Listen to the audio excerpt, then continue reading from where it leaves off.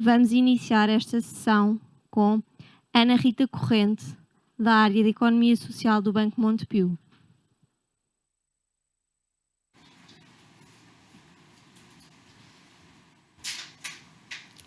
Boa tarde, senhoras e senhores aqui presentes, mas também a todos aqueles que nos veem online. Quero-vos dar as boas-vindas para esta sessão em que vamos abordar o tema do caminho para a sustentabilidade e a transparência nas PMEs. Quero, antes de mais, dar as boas-vindas ao nosso convidado de excelência, Nuno Moreira da Cruz, CEO do Center for Responsible Business and Leadership da Católica Lisbon. Dar também as boas-vindas ao moderador desta sessão, João Tomás, da Associação Portuguesa de Bancos, ao Artur Couto, em representação da Ernst & Young, e, por último, mas não menos importante, a Cláudia Monteiro, do Grupo Montepio. Para o Banco Montepio é uma honra coorganizar esta sessão com a Associação Portuguesa de Ética Empresarial, não só pelo facto de que estamos cada vez mais empenhados em integrar os fatores ESG nas diferentes formas de atuação e abrir campo e abrir este espaço para podermos ouvir várias personalidades, ouvir várias entidades com pontos de vista diferentes, para podermos perceber de facto qual é o ponto de situação atual das PMEs e para onde é que elas caminham. Durante este caminho e este percurso, quais é que são os obstáculos, quais é que são as oportunidades, e podermos aqui de ver e ouvir diferentes pontos de vista. Falar também de um tema cada vez mais importante, que é a regulamentação, não só a nível internacional, mas também nacional, e aí destaco a taxonomia, e abordar também a temática do reporting, fazendo também a ponte com a sessão anterior, em que foi um tema abordado e uma necessidade em que as PMEs tinham também ao longo deste percurso. É desta forma que chamo ao palco Nuno Moreira da Cruz e desejo uma excelente sessão. Obrigada.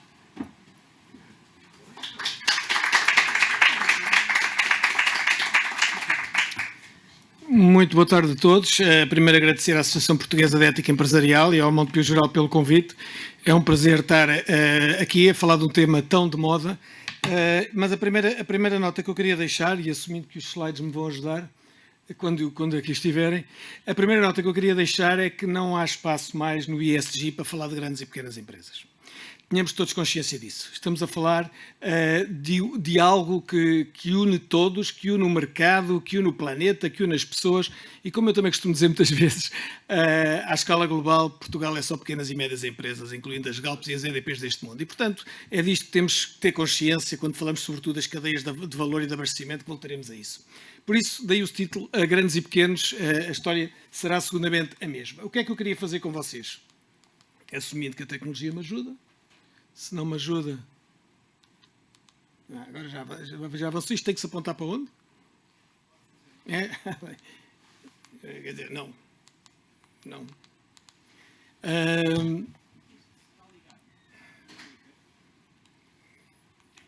Ok, agora sim. Agora parece que funciona. Eu gostava de começar com este slide. Este slide é de um estudo recente da McKinsey, onde eles basicamente vêm dizer quais são os 5 grandes ferramentas que os CEOs, leia-se, os executivos sénior, têm que lidar nos tempos que se aproximam. E se vocês olharem para as 5, o primeiro que vocês vão ali encontrar é todos os temas da digitalização, obviamente. O segundo e o quarto é os temas que nos unem muito do que vamos falar hoje, da sustentabilidade e do purpose. O terceiro é talento, a procura, a atração e a retenção de talento. E o último, basicamente, é dizer façam lá isto tudo bem e depressa, é o que ali está escrito. E, portanto, isto cria sempre contexto para todas estas conversas, esqueçam o grande e o pequeno, este é o contexto em que todos vivemos. Deixem-me começar por tentar incluir tudo isto neste arco maior a que nós na Católica chamamos o Responsible Business, porque é aqui dentro que se encaixa toda esta linguagem que vamos unir. Nós definimos, quando eu digo CRB, é o centro que eu dirijo, o Center for Responsible Business and Leadership, e nós fizemos já várias research notes, como dizem os académicos, e temos definições para tudo e mais alguma coisa. Esta é a definição do Responsible Business. A primeira é, temos todos claros que a sustentabilidade não é um nice to have, isto é um must do, isto é incluir a sustentabilidade no sentido holístico, que é o económico, o social e o ambiental, no centro das suas estratégias de negócio. Como dizem os ingleses, isto é all in. Se não andamos a brincar à sustentabilidade, que não é aquilo que nos traz aqui. O segundo, que tem uma visão completamente integrada dos stakeholders relevantes. Aquele tempo em que a minha geração viveu muito, que foi shareholder only, shareholder value creation, tem os dias contados. Temos de ter consciência disso e, portanto, quem não o tiver, dificilmente se transforma no responsible business. Finalmente, e falarei disto um bocadinho mais à frente, a história do purpose. Eu não gosto de traduzir purpose, porque purpose em português traduzido por propósito, estamos a falar de coisas diferentes. Os franceses traduzem bem. Eles traduzem por raison d'être. E é isso, a razão de ser. Porque é que existimos? Isso é o purpose. E eu voltarei a isto mais daqui a bocadinho, portanto não vou perder agora mais tempo com isto. Eu gosto sempre ao princípio de dizer nesta área quais são os meus mantras, para percebermos o que é que estamos a falar. Eu não acredito em estratégias de sustentabilidade. Cada vez que alguém me vem falar a minha estratégia de sustentabilidade, eu fico nervoso. Sustentabilidade é a estratégia, é que não há outro caminho. E quando estamos a falar disto, estamos a falar de estratégia, de marketing, de operações, de recursos humanos, como é que eu ligo os salários, a remuneração variável das pessoas a estas coisas, é tudo, porque senão não é aquilo de que estamos a falar. E isto é preciso ter muito consciência. Segundo, é evidente que sem sustentabilidade económica nunca vai haver preocupações sociais e ambientais. Não vale a pena fingir que vai, porque não vai. Sem lucro não há mais nada. No mundo corporativo é preciso entendermos isto à partida. Okay? Não há dúvida nenhuma que isso tem que estar lá para depois haver preocupações sociais e ambientais. Agora, o que é cada vez mais verdade é que se não houver essas preocupações sociais e ambientais, não vai haver lucro. É tão simples como isto. Ou tão difícil como isto. Isto é a história do ovo e da galinha, não é? E por isso é que isto é muito mais difícil de gerir do que se calhar foi nas décadas anteriores. Temos que ter consciência disto, o lucro tem que lá estar, mas também, se não houver estas preocupações, o lucro não vai lá estar. E isto é algo que eu gosto de dizer à partida, porque posiciona aquilo que eu penso de tudo isto. O contexto, esta é a parte fácil para mim, porque eu estou aqui a falar para uma audiência que está aqui, que está em casa, que percebe perfeitamente estas coisas. Portanto, eu não tenho que convencer ninguém, acho eu, que o mundo está a arder. E o mundo está a arder por questões ambientais e por questões sociais. E, portanto, essa realidade que ainda muitas vezes há negacionistas que eu tenho que andar a empurrar portas, aqui eu creio que não vou perder muito tempo com isto. Vocês têm consciência de tudo isto? Isto é um slide, como há milhares de slides sobre os problemas do que tem sido, de facto. Os cientistas já disseram tudo o que tinham para dizer. Não é que peçam mais nada. Isto às vezes faz-me lembrar como aqueles executivos que têm medo de tomar decisão e pedem mais um dado. Epá, não há mais nada, está dado. É isto, é o que há. Vocês conhecem provavelmente este relatório do IPCC, seguramente isto é tudo gente educada. Este relatório do IPCC, que o António Guterres chamou o Red Code for Humanity, eu creio que eu costumo dizer meio a sério, meio a brincar, se não o leram, não o leiam, porque é uma noite sem dormir. E, portanto, é um desafio enorme. E como se fosse pouco, e como a questão é de facto premente, este relatório que saía, como há, creio que 2 em 2 anos, de repente começou a sair de ano a ano e agora foi de 6 em 6 meses. Este relatório, que é a atualização daquilo, saiu 6 meses depois daquilo, e isto só não fez as aberturas dos telejornais porque temos uma guerra em cima. Porque se vocês lerem este relatório, eu tirei de lá as conclusões mais importantes, as coisas ainda estão pior do que pensávamos. Basicamente é aquilo que eu dizia, não peçam mais nada à ciência. Já demos para esse peditório, está dito. E depois há aqueles que ainda acreditam que é a questão da tecnologia que se vai salvar as coisas. There is no silver bullet there. A única esperança tem a ver com as questões das cidades, porque há cidades que estão a fazer bem o seu papel. Amsterdão é um bom exemplo, mas também é a tal história. Encher Amsterdão de carros elétricos com uma eletricidade que é produzir algures a carvão, a coisa vai acabar no mesmo sítio, não é? É despoluir uma cidade para poluir alguma coisa. E, portanto, é preciso ter consciência destas coisas. E, finalmente, esta janela de oportunidade está-se a fechar. Portanto, o mundo parece que está mesmo a arder. E eu que não tenho, sobretudo estando na Universidade Católica e ensinando miúdos todos os dias, eu que não tenho a mais pequena dúvida que esta geração vê as coisas de uma maneira diferente. Porque a minha geração podia dizer, eu não sabia, ou se soubesse, a mim não me vai afetar. Estas gerações sim sabem e sim vai afetá-los. E, portanto, aquelas pessoas da minha geração que têm a tentação de dizer não deixa-os crescer que ficam na mesma, pá, esqueçam, isso não vai acontecer. Este slide que eu pus aqui à última hora, há uma bíblia do mundo do petróleo que se chama o Energy Outlook, feito por muitas empresas, este é o da BP, que pela primeira vez eu vi uma empresa ter a coragem, não tenho outra palavra senão isto, a coragem de vir dizer isto, que é, estes são os vários cenários que eles antecipam e depois dizer ainda assim que é a linha encarnada. Ou seja, a linha verde é business as usual, com muito daquilo que dizemos que vamos fazer, chegamos aos 4 graus em 2050, acima da temperatura do clima, mais 4. Se fizermos as coisas relativamente bem feitinhas e isto e aquilo e aquilo outro, chegamos aos 2 graus. Agora, o cenário em que nós, empresa, acreditamos é que isto vai ser à bruta, perdoem-se-me o termo, que não vai acontecer nada até 2030, nada, muito pouco, e depois é aquilo que eles chamam disorderly transition, okay? Que é o que nos espera. Quando tivermos que começar a desligar os ar-condicionados a determinadas horas e a deixar de andar de carro e acabar os aviões da Europa e por aí fora e a indústria com estas limitações e aquelas e outras, isto é provavelmente o que nos espera. Portanto, ainda há muita inconsciência no mundo sobre o problema. Mas o problema é que as questões não estão só a arder por questões ambientais, estão também questões sociais. Vocês olharem para todas as questões, componentes sociais, uma das poucas histórias de sucesso que a humanidade tem para contar, que era a história da pobreza, com a pandemia, porque de facto reduzimos para metade o número de pobres, para as Nações Unidas, pobres é quem vive com menos de $1 por dia, reduzimos para metade, mas a verdade é que com a pandemia isto voltou a subir. E este é o relatório social que eu também vos digo aquilo que vos disse para o ambiental. Se não leram, não leiam. Porque, de facto, as desigualdades sociais são tão graves e tão a nível global, a nível regional, a nível nacional e a nível de cidade que é uma inconsciência não ver essa realidade. Eu li recentemente um artigo interessante em que alguém tentava comparar a desigualdade há 2000 anos entre um escravo e um imperador, que era muito menor do que a desigualdade que existe hoje em dia no planeta. E depois, se ainda há negacionistas e ninguém quer acreditar nisto, eu apresento o Back to Basics, que é, eu não fiz este slide, mas por imensa coincidência tem ali o ano em que eu nasci, 59. Ou seja, até este personagem nascer, não chegámos aos 3 mil milhões. Ou seja, nos milhões de anos anteriores não chegámos aos 3 mil. E desde que eu cá ando nestes 60 anitos, já passámos quase a 8 mil milhões. Portanto, é difícil que não tenha acontecido alguma coisa ao planeta, certo? E com padrões de consumo um bocadinho diferentes, ok? Portanto, os negacionistas, há que trazê-los para o básico, a ver como é que isto é possível ter uma coisa destas. Muito bem, e aqui estamos para falar de empresas, não é? E qual foi o caminho percorrido pelas empresas? Eu estou a tentar fazer desesperadamente em 30 minutos um curso de 32 horas na Universidade Católica que eu tenho. Portanto, é um desafio grande e estou a velocidade grande. Não vou abdicar da minha velocidade grande, até porque às 6h15 tenho que estar a dar aulas, mas eu quero deixar aqui as mensagens fundamentais. Qual foi o caminho percorrido pelas empresas? Ainda há 20 anos atrás, ou seja, ontem, eu quando digo isto aos alunos, ontem, 20 anos, não percebem bem o que eu estou a dizer, mas vocês percebem, tirando aqui algumas exceções, eu acho que 20 anos vocês percebem que foi ontem, não é? Em 98 foi a primeira vez que uma empresa do petróleo disse, eu não sei se esta história das alterações climáticas são sérias ou não, mas eu vou me preocupar com isso. Foi só em 98, até lá não se preocupava. Até lá era muito fácil, eu pago impostos. E com esta pipa de impostos que eu pago, há alguém que se preocupe com o ambiente e com o social. Não sou eu. Eu trago ali o mundo da energia, trouxe a Shell, podia ter trazido uma qualquer, é tudo a mesma coisa, mas a verdade é que, porque a energia é a base de tudo, e portanto isto era a teoria muito inspirada pelo Sr. Milton Friedman, que já lhe vou pôr ali a carinha no slide seguinte, que é the only social responsibility of business is to make profit, right?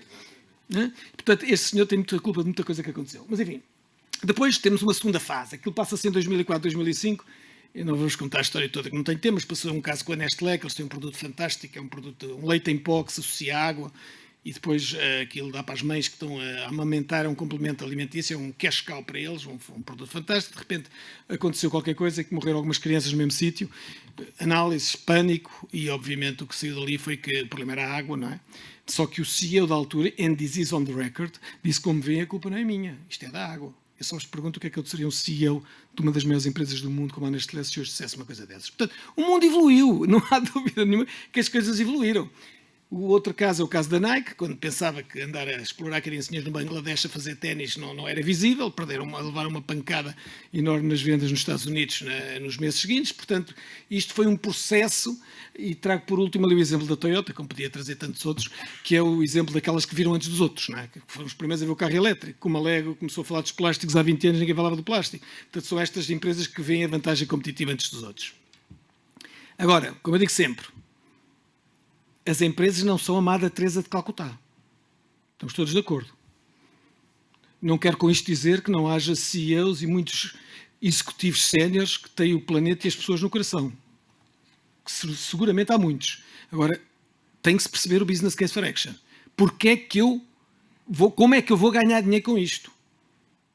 Percebendo que se eu não me preocupar com as preocupações sociais e ambientais, eu não vou ter lucro no futuro. Mas agora eu tenho que ter a minha agenda muito clara.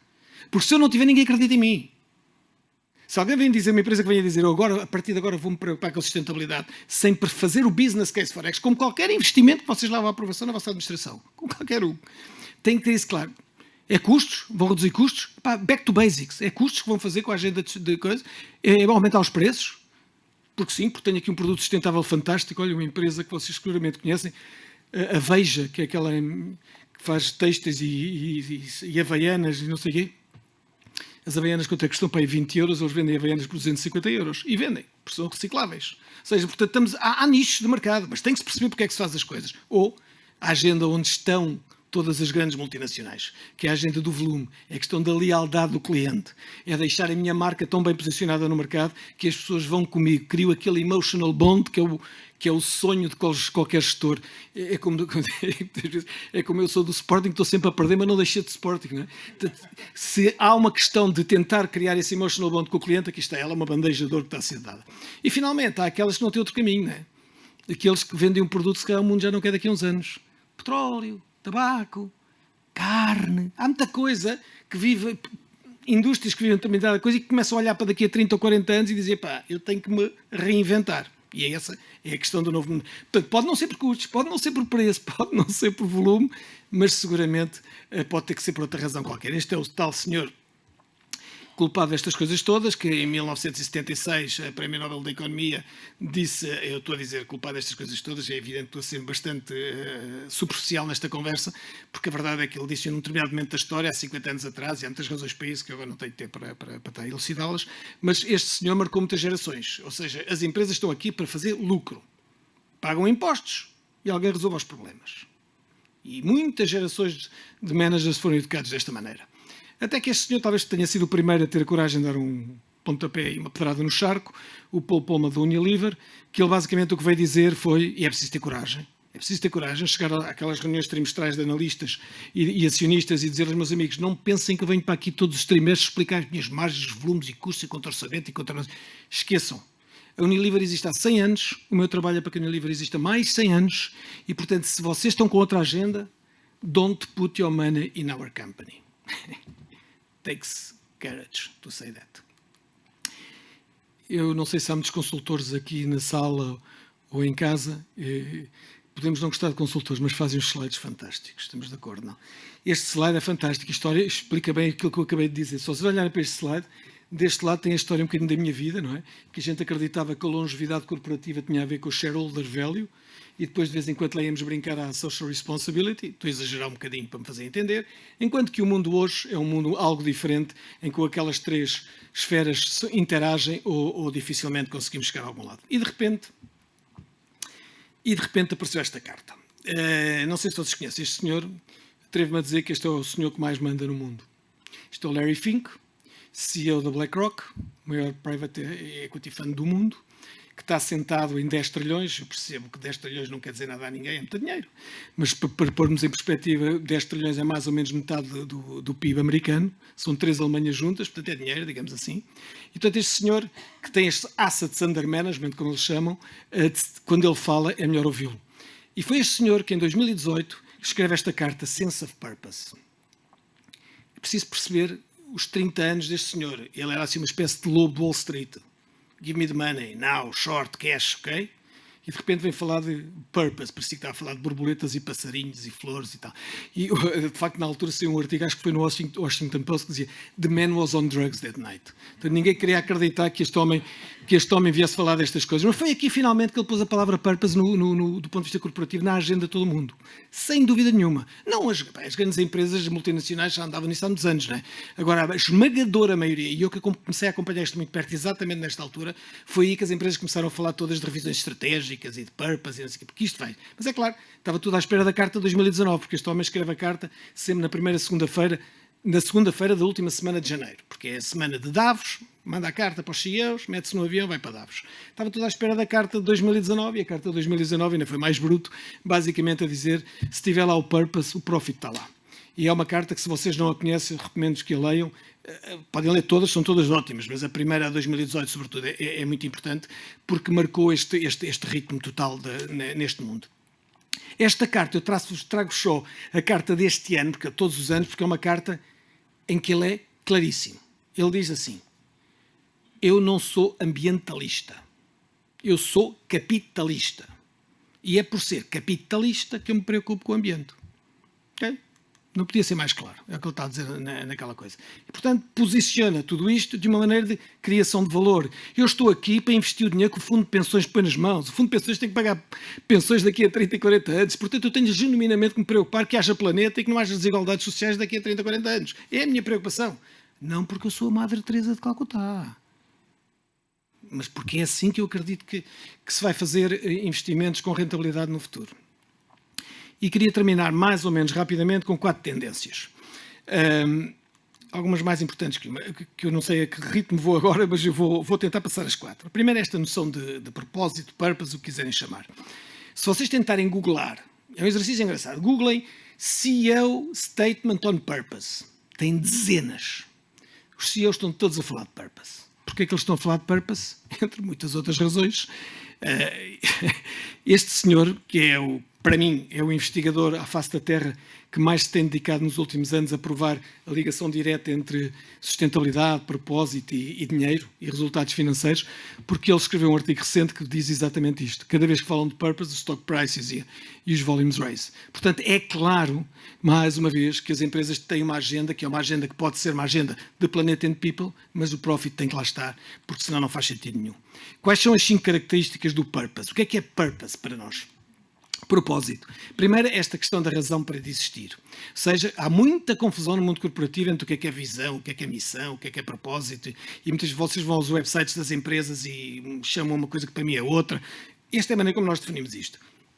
Usando as palavras do inglês que ajudam sempre bastante, a visão é o where.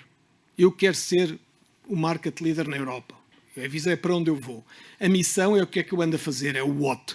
E o purpose é o why, porquê é que eu existo? E o porquê é uma pergunta bastante desconfortável, até mesmo do ponto de vista pessoal, ao terceiro porquê já estamos nervosos, quando trazemos esta linguagem para o mundo corporativo, que é muito desconfortável, mas é gerador de uma energia catalisadora inacreditável, e nós na Católica já seguimos 2 ou 3 processos destes, em que foi fantástico ver isso. Segundo, é um decision making guide, ajuda na tomada de decisão. Quando uma empresa como a Patagónia, seguramente vocês já ouviram falar, we are in business to save the planet, até preciso não ter telhados de vidro, não é? Para dizer uma coisa, we are in business to save the planet, é evidente que o CEO da Patagónia, se amanhã alguém me chegar com um investimento e uma rentabilidade de 15, mas polui um rio, e outro com um investimento que só tem rentabilidade de 5, mas não polui rio nenhum, eu não tenho que duvidar o que é que eu vou decidir. Nada, a decisão está feita. Contrariamente a muitas empresas onde iam pensar 2 ou 3 vezes e provavelmente iam para o 15, não é? Portanto, é bom ter um fio que o purpose ajuda muito. E o purpose ajuda também nisto, que é este fator único. Quando nós dizemos que temos que ligar a todos os stakeholders, cada stakeholder tem os seus interesses. O que interessa ao empregado não é o que interessa a uma comunidade local por aí fora, não é? Portanto, temos que se claro. E se não se dermos aos executivos sérios das empresas uma âncora a que eles se agarrem, que una todos... Ai, meus amigos, o jogo é muito fácil. Vão para a sua zona de conforto, que é o acionista, que esse eu sei o que é que quer. Portanto, é muito importante que este purpose unifique à volta de todos estes stakeholders. Depois, criador de uma vantagem competitiva, porque quando nós falamos de purpose, estamos a falar de cultura, muitas vezes, mudança cultural. E nada cria melhor vantagem competitiva do que uma cultura. Competir por preços, competir por inovação, compete-se. Agora, competir por culturas é muito complicado, demora muitos anos a replicar. E, portanto, este criador disto. E, finalmente, isto é uma coisa que as empresas fazem pouco, que é ser capaz de medir o impacto que têm na sociedade. Quer positivo, quer negativo. E, portanto, o purpose, através do purpose, isto é possível fazê-lo. Segundo, aquilo que nos une nesta semana, os ESGs. E eu aqui vou passar, não direi depressa, mas estou a assumir que vocês sabem isto de frente para trás e de trás para a frente. Mas vou dizer algumas coisas que às vezes as pessoas esquecem. Há 10 ou 15 anos ninguém falava disto. EBITDA, NPV, ROS, era por aí, ok? E de repente, há cerca de 10 anos atrás, começaram a haver estas organizações, os GRIs e os SASBs, em que criaram umas 4.000 métricas. E com as 4.000 métricas para as empresas era um bar aberto, não é? Vamos lá servir aquela onde eu where do I look good, não é? Se eu tenho um CO2 uma ótima redução de CO2, vou falar de CO2. Se eu não tenho, vou falar da poupança de água, que eu sou ótimo. Se tenho um bom diversity, fantástico, vou falar de diversity. Se o meu diversity não está bem, vou falar de outra coisa qualquer. Portanto, foi um cherry picking completo durante muitos anos. É evidente que isto não pode avançar Isto não pode, peraí, avançar, eu é que não posso avançar com isto. Não pode avançar sem esta necessidade. Como é que os investidores, se dizemos que é tão importante os ESGs, como é que os investidores podem tomar as decisões certas se não há standardização, se eu não consigo comparar, se não há benchmark? E é daí que vem esta necessidade enorme de haver esta standardização. O World Economic Forum teve um trabalho importante aqui há 3 anos atrás, em que pôs isto a consulta. Pediu às 4 consultoras suspeitas do costume, a KPMG, a Deloitte, por aí fora, que tentassem definir quais eram os core metrics. Eles definiram 29 core metrics, que depois dividiram nestas 4 categorias, e que depois teve a consulta pública e vai ser a base de muito da legislação que existe e que vai existir. Mas mais recente, isto é tão recente que está ainda em consulta pública, está no slide seguinte, até dia 29 de julho de 2022, que é finalmente o IFRS, juntamente com o SASB, a tentar criar uma referência em todo este benchmark de medidas que existem. Há 2 que estão à consulta pública, um mais geral, que é o primeiro, para muitas destas questões ligadas à sustentabilidade, e um mais específico para o clima. Qualquer um de vocês é só entrar no site, ver isto e podem dizer o que quiserem, que eles hoje vêm tudo e prometem resposta a tudo. Portanto, isto vai haver algo que seguramente, mais tarde ou mais cedo, estas métricas vão estar claramente identificadas e claramente definidas, aquelas que têm que ser seguidas, e não são só as financeiras. Só que isto não chega, meus amigos. Isto é muito bonito e tem standardizado, mas aquilo que nos espera para os próximos 5 a 10 anos é aquilo que se chama Impact Accounting. Até que as empresas sejam obrigadas a meter as externalidades nas contas, porque não faz sentido nenhum 2 empresas com o mesmo resultado financeiro, uma boa e uma má, e vocês entendem o que é que eu estou a dizer com uma boa e com uma má, e do ponto de vista financeiro é exatamente a mesma coisa. E não parece bem, para não? Pois, portanto, ser capaz de meter as externalidades nas contas das empresas é o desafio. Porque no momento em que isso for necessário e possível, significa apenas uma coisa: somos todos responsible business, não há outro caminho. Este é o primeiro caminho que começou a ser trilhado por Harvard, que tem este estudo que vos recomendo que o vejam se tiverem interesse, onde já se identifica muitas destas coisas. E eles o que fazem é fazer uma listagem de 1.700 empresas americanas que eles analisaram, para ter a coragem depois de dizer, há 250 destas 1.700 que os resultados deviam ser negativos, não positivos, se estas coisas fossem feitas. Porque estão a dar cabo do ambiente, estão a criar desigualdades sociais, porque não têm as mulheres suficientes no board e por aí fora. Portanto, é o primeiro passo, que é um passo de gigante para isto. E o IFRS está muito atento a isso, que é o polícia das contabilidades, se quiserem, de alguma maneira. 3. Os ODS. Aqui, obviamente, não passa pela cabeça que esta audiência não perceba o que são os ODS. Há muitas maneiras de falar de ODS. A minha maneira é atração e retenção de talento. Eu o que vejo hoje naquele mundo dos jovens é que, de facto, é assim, malta para trabalhar vai haver sempre. Agora, o talento, esqueçam, o talento vai trabalhar sempre, neste momento, para as empresas que os convencerem que, à sua dimensão, estão a resolver um destes problemas do mundo. Vocês conhecem aquela história... Porque isto conta muito dos ODS. Aquela história também está on the record. Quando o Kennedy disse, eu vou estar na Lua daqui a 10 anos, não fazia ideia como era, mas ele disse que ia estar na Lua. Passado 2 semanas foi à NASA e tropeçou lá numa senhora que estava a limpar o chão, perguntou-lhe o que é que ela estava a fazer, e ela respondeu-lhe, eu estou a ajudar o senhor a pôr um homem na Lua. Isto é o poder dos ODS. Okay? Portanto, estes ODS bem trabalhados, sem ser greenwashing, ser capaz de dizer, à minha dimensão, este é o problema que eu estou a resolver, e estas são as 4 iniciativas que eu tenho, sérias, para entregar esse problema, é isto que vai atrair talento. E daí, depois os ODS têm muitas outras vantagens, mas esta é aquela que eu mais caracterizo. E, finalmente... isto é assim, se são as máquinas que vão mandar em nós, sobra pouco para ser líder, não é? E líder é isto. Valores, visão, sense of purpose, tudo o que vocês veem ali, eu não tenho a mais pequena dúvida que é o tipo de liderança que vamos precisar no futuro. Pôr o ser humano no centro da ação. O que é que isto significa? Quando alguém entra para uma empresa, não deixa pendurado no cabide a pele de pai, ou de filho, ou de sportinguista, ou de caçador, entra tudo lá para dentro. É uma chatice. É aquilo que temos para gerir. Não temos para gerir um contabilista ou um advogado. Não temos para gerir o ser humano. Dá-me trabalho. E, portanto, se não esta sensibilidade para a gestão do ser humano, se sempre foi verdade, Vocês olhem para ali, valores, visão, vocês metem este filtro da sustentabilidade e é um por um. Valores, mais do que nunca. Visão, mais do que nunca, mais do que nunca, mais do que nunca, mais do que nunca. É verdade agora e no tempo de Jesus Cristo. Só que agora tem uma luz que não tinha antes. E por isso eu falo desta liderança com propósito. E eu termino mais ou menos com uma provocação que eu gosto de pôr. Quanto mais não seja porque eu fiz isto e acho muita piada aquilo que eu fiz. Portanto, se ninguém gostar, gosto eu. Porque no fundo é assim, estas lideranças... Hoje e de sempre, tem que se preocupar, um líder tem que se preocupar com pessoas e com os objetivos de negócio. É possível que haja uma terceira dimensão, mas estas são as duas. Se alguém tem dúvidas sobre isto, falamos depois quando eu me calar. Um líder que não se preocupa nem com as pessoas, nem com os objetivos de negócio, querem lhe dar um nome. Eu nem sei o que é que eu pus lá hoje, eu vou mudando o nome. Incompetente, o que vocês quiserem. Ninguém o despede, pus eu desta vez. É uma possibilidade. Aqueles líderes que se preocupam muito com as pessoas e zero com os objetivos de negócio. Eu trabalhei numa empresa onde cada vez que se chamava alguém um nice guy era o pior que se podia dizer de alguém. Porque, de facto, um líder tem que perceber que cuidar de pessoas é muito importante, mas se os objetivos de negócio não estão entregues, essas pessoas estão destinadas ao fracasso. Não são vistas pela organização e muitas vezes a fronteira entre ser besta e bestial é assim muito efêmera. E, portanto, é preciso compreender que os objetivos de negócio têm que se entregar. Aqui, aqueles que se preocupam muito com os objetivos de negócio e que não se preocupam nada com as pessoas, pois é um ambiente de medo e stress que se criam ali e normalmente são pessoas que acabam por a política da terra vindo queimada. E finalmente aquilo que eu chamo os líderes com propósito são aqueles que genuinamente são os líderes que nós precisamos para a aventura que temos todos pela frente. Neste contexto, o desafio para as PMEs, que é exatamente o mesmo que para as grandes, colocar a sustentabilidade no centro da sua estratégia de negócio. Eu sei que senão não há license to operate. Entender as dimensões que mais as podem afetar, obviamente, sobretudo tendo consciência que todas elas fazem parte de uma cadeia de valor e de abastecimento, onde não vai haver um sim ou não, é sim ou sim, e tenho imensos exemplos para vos contar, e talvez no painel eu tenha tempo para isso, e que desafios, porque este para mim sem liderança não há nada, que desafios de liderança com propósito é que eu tenho. Ou seja, o mesmo para grandes e pequenos. Foi um prazer.